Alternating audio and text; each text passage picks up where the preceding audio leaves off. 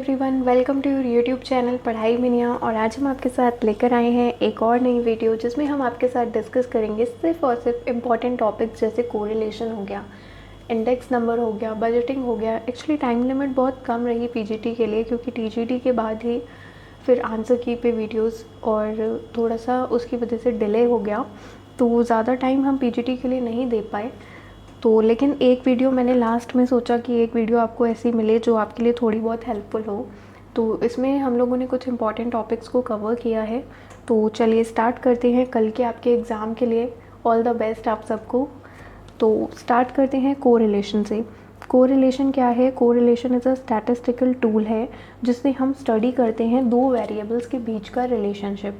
Statistics में correlation जो है वो किस लिए स्टडी करता है? वो स्टडी करता है कि जो दो वेरिएबल्स हैं, मान लीजिए एक वेरिएबल है x और एक वेरिएबल है y, इन दोनों के बीच के रिलेशनशिप को इंडिकेट करना है या पता लगाना है। तो ये हमें किसके थ्रू पता लगेगा? कोरिलेशन के थ्रू पता लगेगा। तो कोरिलेशन एक स्टैटिस्टिकल टूल है जिससे हम स्टडी करते हैं रिलेशनशिप के बिटवीन टू वेरिएबल्स। और कैसे रिलेशनशिप की स्टडी करते हैं? क्वांटिटेटिव रिलेशनशिप की, क्वालिटेटिव नहीं, क्वांटिटेटिव रिलेशनशिप की स्टडी की जाती है। नेक्स्ट बात करते हैं कोरिलेशन के टाइप के बारे में। अगर दो वेरिएबल सेम डायरेक्शन में मूव कर रहे हैं, सेम डायरेक्शन का मतलब अगर एक बढ़ रहा है तो दूसरा भी बढ़ रहा है, ठीक है। तो जब एक इंक्रीज़ हो रहा है तो दूसरा भी इंक्रीज़ हो रहा है, और जब एक डिक्रीज़ हो रहा है और दूसरा भी डिक्रीज़ हो रहा है, तो ऐसा रिलेशन कैसा होता है? पॉजिटिव कोरिलेशन होता है। पॉजिटिव कोरिलेशन का मतलब अगर एक वेरिएबल में इंक्रीज़ आया तो दूसरे वेरिएबल में भी इंक्रीज़ आ गया, एक में डिक्रीज़ आया तो दूसरे में भी डिक्रीज़ आ गया। तो इसे हम क्या बोलते हैं? पॉजिटिव कोरिलेशन बोलते हैं। जब दो वेरिएबल चेंज होते हैं अलग अलग डायरेक्शन में, अलग अलग डायरेक्शन का मतलब कि अगर एक इंक्रीज़ हुआ, एक बढ़ा, तो दूसरा क्या हो जाएगा? डिक्रीज़ हो जाएगा।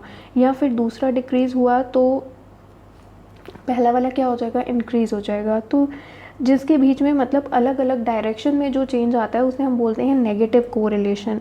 लीनियर कोरिलेशन का मतलब है जब दो वेरिएबल्स के बीच में जो चेंज आ रहा है वो एक कांस्टेंट प्रोपोर्शन में आ रहा है। कांस्टेंट का मतलब फिक्स्ड प्रोपोर्शन में। जैसे आपने यहाँ पर देखा ये x है और ये y है, ये बढ़ रहा है 2 से, फिर ये बढ़ रहा है 2 से, फिर ये बढ़ रहा है 2 से, फिर ये बढ़ रहा है 2 से, यहाँ पर ये बढ़ रहा है 2 से। जैसे ये 2 से बढ़ रहा है तो यहाँ पर y जो है वो 5 से बढ़ रहा है, फिर y जो है वो 5 से बढ़ रहा है। तो ये रिलेशनशिप जो है वो कैसा है? वो कांस्टेंट है, ठीक है। तो जब दो वेरिएबल्स के बीच में कांस्टेंट प्रोपोर्शन में चेंज आता है तो उसे हम बोलते हैं लीनियर कोरिलेशन। और ये कैसा होता है? ये स्ट्रेट लाइन रिलेशनशिप को शो करता है। नॉन लीनियर कोरिलेशन क्या होगा? नॉन लीनियर कोरिलेशन का मतलब जब दो वेरिएबल्स चेंज नहीं होंगे कांस्टेंट प्रोपोर्शन में। मान लीजिए कि ये 2, 4, 8 चल रहा है और यहाँ पर ये चेंज आ रहा है 3, 5, 9, मतलब इक्वल चेंजेस नहीं आ रहे हैं। जो चेंजेस इसमें आ रहा है या इसमें आ रहा है वो उसमें नहीं आ रहा है। तो कांस्टेंट प्रोपोर्शन में जब चेंज नहीं आता है तो उसे हम क्या बोलते हैं? उसे नॉन लीनियर कोरिलेशन बोलते हैं। अब बात करते हैं सिंपल कोरिलेशन और मल्टीपल कोरिलेशन के बारे में। सिंपल कोरिलेशन का मतलब है जब केवल दो वेरिएबल्स के बीच की स्टडी करी जाती है। मल्टीपल कोरिलेशन का मतलब है जब दो से ज़्यादा वेरिएबल्स की एक साथ स्टडी करी जाती है तो उसे बोलते हैं मल्टीपल कोरिलेशन। अब ये डिग्री में से बहुत क्वेश्चंस पूछे जाते हैं कि परफेक्ट पॉजिटिव कोरिलेशन क्या होता है? तो +1 होता है। परफेक्ट नेगेटिव कोरिलेशन क्या होता है? -1 होता है। हाई कोरिलेशन कब होगा? 0.75 से लेकर, हाई पॉजिटिव कोरिलेशन होगा 0.75 से लेकर +1 तक। हाई नेगेटिव कोरिलेशन कब होगा? -0.75 से लेकर -1 तक। मॉडरेट पॉजिटिव कोरिलेशन कब होगा? 0.25 से लेकर 0.75 तक। मॉडरेट नेगेटिव कोरिलेशन होगा -0.25 से लेकर -0.75 तक। और लो पॉजिटिव कब होगा? 0 से 0.25 तक। लो नेगेटिव कब होगा? 0 से 0.25 तक। अब बात करते हैं ज़ीरो कोरिलेशन की। तो ज़ीरो कोरिलेशन का मतलब कि वेरिएबल्स के बीच में कोई भी रिलेशन नहीं है या फिर वो आपस में रिलेट नहीं करते हैं, तो हम क्या बोलेंगे? Zero correlation. अब बात करते हैं कि कौन कौन से मेथड से हम कोरिलेशन को एस्टिमेट कर सकते हैं। तो स्केटर डायग्राम मेथड है, इसमें क्या है, ये ग्राफिक एक्सप्रेशन है, मतलब ग्राफिकली आप एक्सप्रेस कर सकते हो कि किस डायरेक्शन में और किस डिग्री में कोरिलेशन आ रहा है। लेकिन ये क्या है, ये हमें एक प्रिसाइज इन्फॉर्मेशन नहीं देता है, ग्राफिकली है। तो हमें एक क्वांटिटेटिव स्टडी करनी है तो वो हमें स्केटर डायग्राम के थ्रू नहीं पता चलता। जैसे एक लाइन बनेगी यहाँ पर और जितना ज़्यादा डॉट्स जो पास में होंगे, इसका मतलब क्या है, वेरिएबल्स के बीच का जो रिलेशन है वो क्लोजनेस का है। मतलब डॉट्स अगर ज़्यादा पास हैं तो इसका मतलब रिलेशनशिप कैसा है, हाई है। अगर डॉट्स दूर दूर हैं तो इसका मतलब रिलेशनशिप नहीं है ज़्यादा अच्छा। नेक्स्ट बात करते हैं Karl Pearson coefficient of correlation. इससे सबसे ज़्यादा क्वेश्चन बनते हैं, ये बहुत ही इंपॉर्टेंट है और बहुत वाइडली यूज मेथड होता है कोरिलेशन का। ये क्या करता है, ये क्वांटिटेटिव मेथड है, ठीक है। सबसे पहली चीज़ जो ध्यान रखनी है कि कोरिलेशन को कैलकुलेट करने के लिए जो कार्ल पियर्सन कोएफिशिएंट कोरिलेशन है, ये क्वांटिटेटिव मेथड है और इसे हम कैसे शो करते हैं, आर के थ्रू शो करते हैं। ये उन सीरीज़ में, ये वाली लाइन आपके लिए इंपॉर्टेंट नहीं है, प्लीज़ इसको इग्नोर करिए। नेक्स्ट बात करते हैं कोरिलेशन जो कार्ल पियर्सन का है, उसके क्या क्या प्रॉपर्टीज़ हैं। आर की कोई यूनिट नहीं है, मतलब कि आर जो आपका निकलेगा उसकी कोई यूनिट नहीं निकलेगी, चाहे वो केजी है, रुपीज़ है, तो उसमें नहीं आएगा, बल्कि जो आर निकलेगा वो एक प्योर नंबर होगा, ठीक है। नेक्स्ट है नेगेटिव वैल्यू ऑफ आर। अगर आर की वैल्यू माइनस में आ रही है तो इसका मतलब वो क्या शो कर रहा है, इन्वर्स रिलेशन शो कर रहा है। मतलब जो दो वेरिएबल्स हैं उनके बीच का रिलेशन कैसा है, विपरीत है, एक बढ़ रहा है और एक कम हो रहा है। इफ़ आर इज़ पॉजिटिव, अगर आर पॉजिटिव निकल आया तो इसका मतलब क्या है कि उन दोनों के बीच में डायरेक्ट रिलेशन है, एक बढ़ रहा है तो दूसरा भी बढ़ रहा है। आर की जो वैल्यू है वो किसके बीच में रहती है, ये रेंज भी बहुत बार पूछी गई है। आर की जो वैल्यू है वो -1 और +1 के बीच रहती है। अगर आर इस रेंज के बाहर है तो इसका मतलब आपने क्या किया है, कैलकुलेशन में गड़बड़ की है। अगर मान लीजिए आपका आर +1 से ज़्यादा आ रहा है या -1 से कम आ रहा है तो इसका मतलब आपने क्या करी है, कोई ना कोई गड़बड़ करी है कैलकुलेशन में। अगर आर 0 आ रहा है तो इसका मतलब जो वेरिएबल्स हैं वो आपस में बिल्कुल भी रिलेटेड नहीं हैं। अब कुछ फॉर्मूले हैं, r = sigma dx dy n into S D X S D Y. तो इसे शॉर्ट में कैसे लिख सकते हैं, सिग्मा dx dy और n into S D X S D Y. S D है यहाँ पे। फिर एक और formula r = covariance S D X S D Y. Covariance किसके इक्वल है, sigma dx dy upon n के। फिर covariance of x and y √ variance of x into variance of y। अभी जो फॉर्मूले हैं वो आप सिर्फ अपने माइंड में रख लीजिए, क्योंकि ज़्यादा हम डिस्कशन नहीं कर सकते हैं बिकॉज ये लास्ट मोमेंट पे वीडियो बन रही है। तो r = sigma dx dy into n, यहाँ पर ये फॉर्मूला बहुत ध्यान रखिएगा, n का रोल कहाँ है, sigma dx dy into n minus sigma dx into dy, फिर sigma d² x into n minus sigma dx का square, sigma d² y into n minus sigma dy का होल स्क्वायर।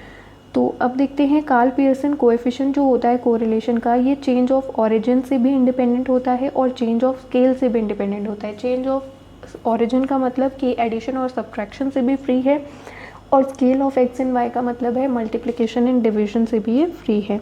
अब बात करते हैं पी मतलब प्रोबेबल एरर। प्रोबेबल एरर, इसका use हम क्लास लिमिट्स को डिटरमाइन करने के लिए करते हैं। तो प्रोबेबल एरर जो होता है Karl Pearson coefficient of correlation, उसका फॉर्मूला क्या होता है, 0.6745। कन्वीनियंस के लिए इसे 2/3 भी मान लिया जाता है, ठीक है। तो 0.6745 1 minus r² upon √n। r यहाँ पर क्या है, r जो आपका निकलेगा कोएफिशिएंट ऑफ कोरिलेशन।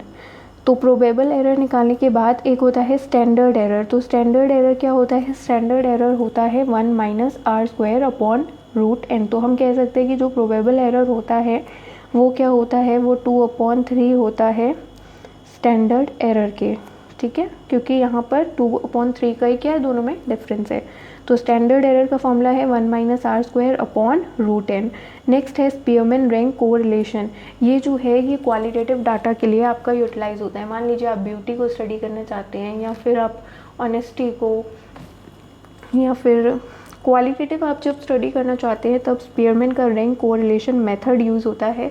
इसमें क्या होता है कि रैंक असाइन करी जाती हैं, जैसे कि रैंक दी जाती है, उसके बेसिस पे स्टडी होती है। 1904 में चार्ल्स एडवर्ड स्पीयरमैन ने इस फॉर्मूला को डेवलप किया था।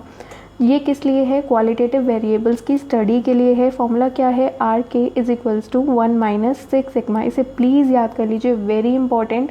Are K is equals to 1 minus sigma 6 sigma D square upon N square minus 1। अच्छे से इसे हम लोग फिर से लिखते हैं जिससे आपको भी याद हो जाए। तो R K is equals to 1 minus 6 sigma D square upon N square minus 1। तो इसे ज़रूर ध्यान रखिएगा प्लीज़। नेक्स्ट है इंडेक्स नंबर के कुछ वन लाइनर्स। इंडेक्स नंबर क्या होते हैं? इकोनॉमिक बैरोमीटर होते हैं, ठीक है, इकोनॉमिक बैरोमीटर का काम करते हैं। ये पूछा जा सकता है कि इंडेक्स नंबर क्या होते हैं, तो इंडेक्स नंबर इकोनॉमी का बैरोमीटर होता है।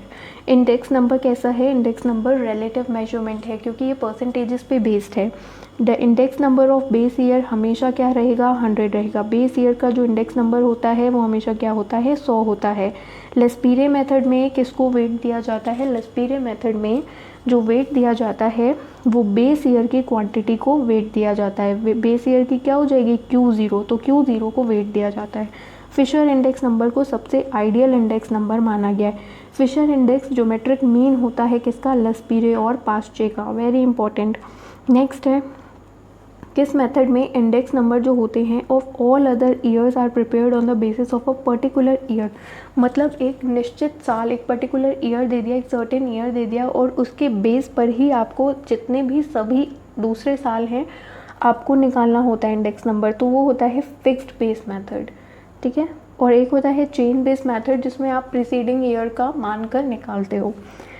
नेक्स्ट है लेस्पीरे मेथड का फॉर्मूला क्या होता है? Sigma P1 P0। बस ये याद रखो, sigma P1 upon sigma P0। लेस्पीरे में किसको वेट दिया जाता है?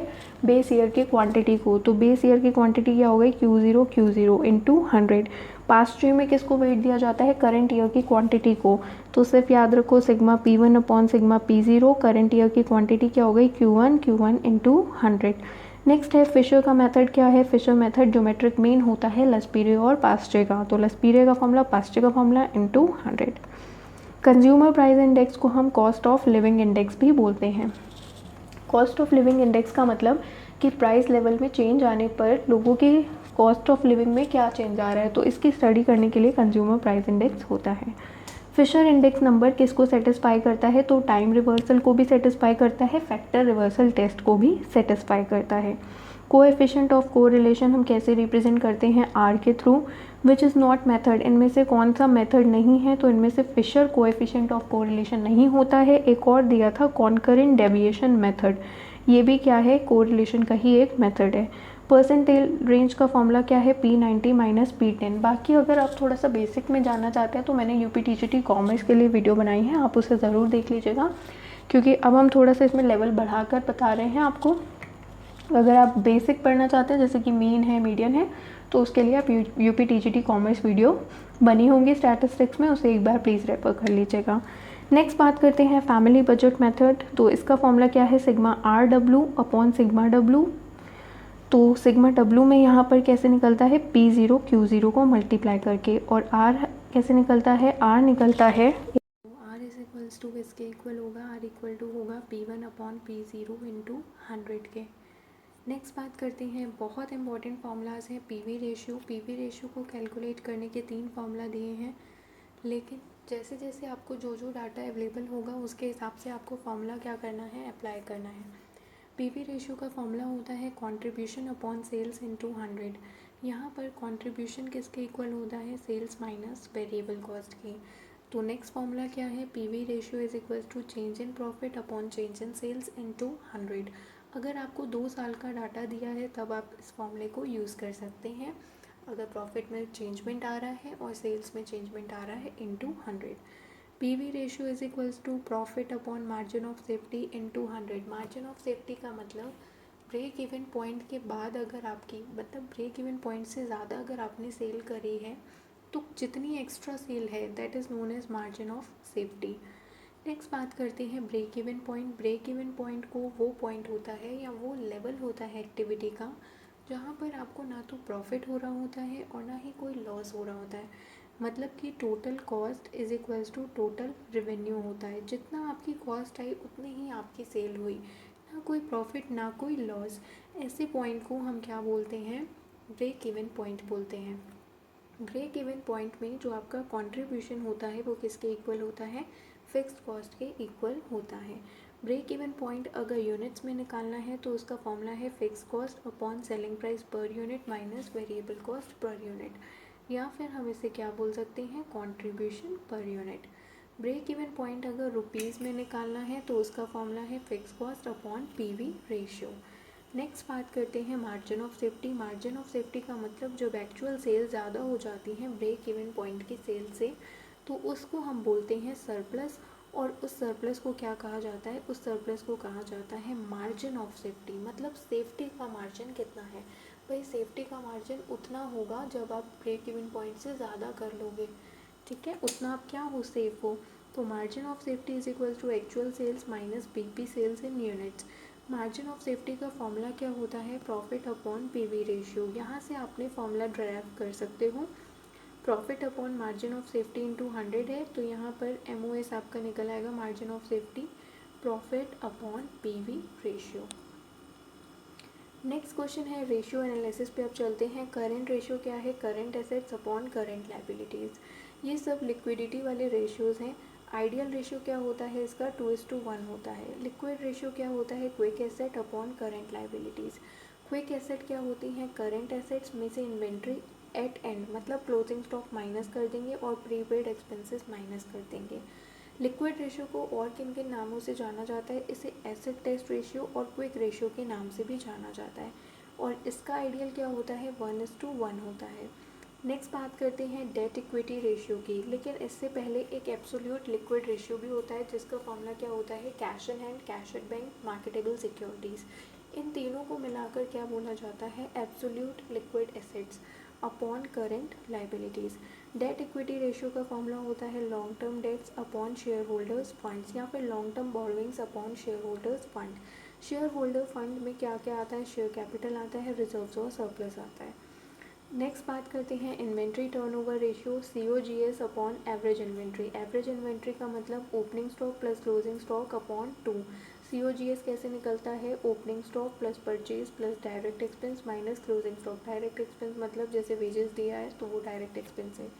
नेक्स्ट बात करते हैं ट्रेड रिसीवेबल टर्नओवर रेशियो की, तो net credit sales, revenue from operation का मतलब सेल्स, तो net credit sales upon average trade receivable.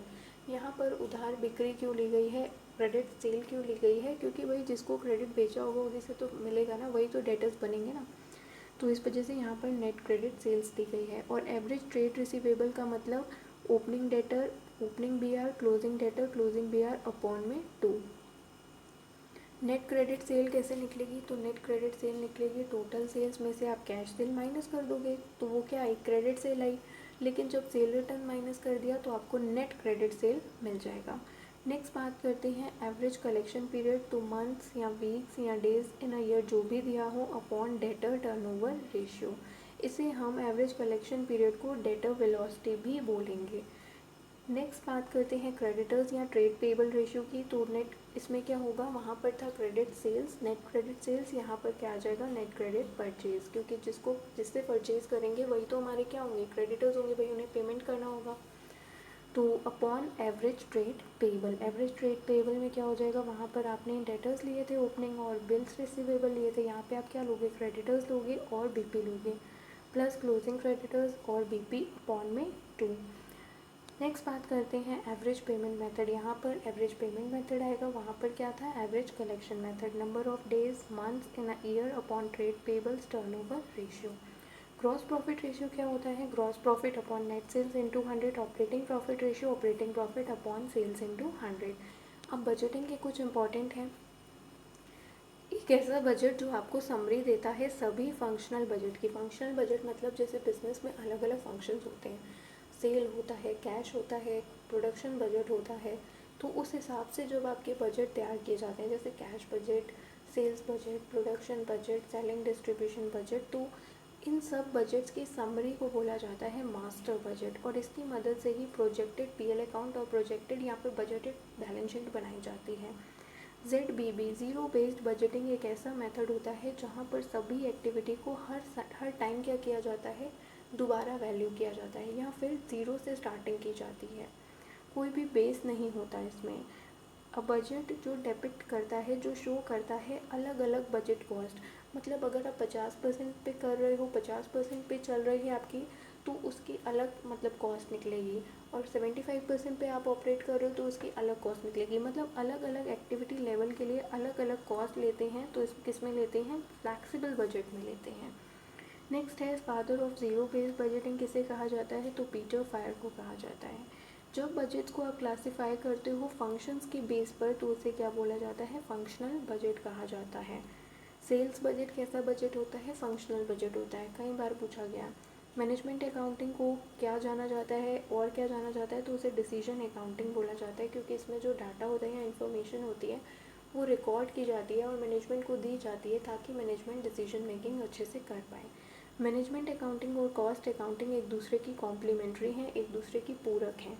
Current ratio को वर्किंग कैपिटल रेशियो भी कहा जाता है। एक वर्किंग कैपिटल टर्नओवर रेशियो होता है, वो अलग होता है। यूज़ ऑफ मैनेजमेंट अकाउंटिंग क्या है, ऑप्शनल है, कंपलसरी नहीं है। Thank you for watching the video and all the best कल के एग्ज़ाम के लिए।